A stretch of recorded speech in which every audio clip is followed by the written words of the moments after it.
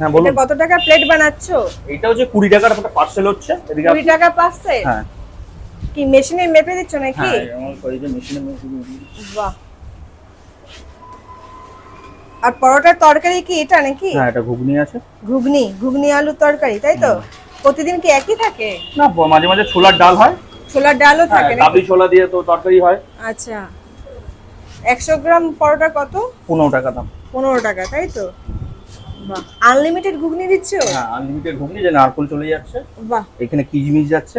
কিশমিশও দিচ্ছ? হ্যাঁ এটা বিট নুন, আর এটা হচ্ছে আমার সিক্রেট মশলা, আচ্ছা। আর এটা হচ্ছে ঝুরি বাদাম। ঝুরি ভাজা? মানে ঝুরি ভাজার লোক, মানে ঝুরি ভাজাটা বেশি চলে নাকি হাওড়াতে? হাওড়াতে কেন, যে আমি দিই, এটা ভালোবেসে দিই। ভালোবেসে দাও? হ্যাঁ।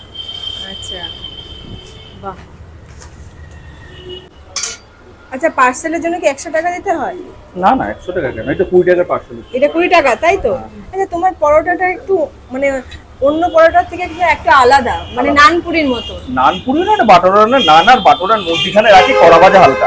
এটা তুলোর মতো নরম, এটা মুখে দিলে মিলিয়ে যাবে। মুখে দিয়ে মিলিয়ে যাবে। বাহ। এই পাউডার আপনি সকাল 8টায় নিয়ে যান, দুপুর 12টায় খান, 3টায় খান, একই থাকবে, শক্ত হবে না।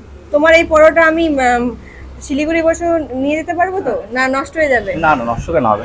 নষ্ট হবে না? জানি না আমি এখান থেকে শিলিগুড়ি কতটা টাইম লাগে জানি না। মানে 12 ঘন্টা? 12 ঘন্টা? হ্যাঁ খেতে পারেন। খেতে পারবো? হ্যাঁ কিন্তু তরকারি থাকবে না, পরোটা থাকবে, পরোটা ভালো থাকবে। পরোটা থাকবে, তাই তো?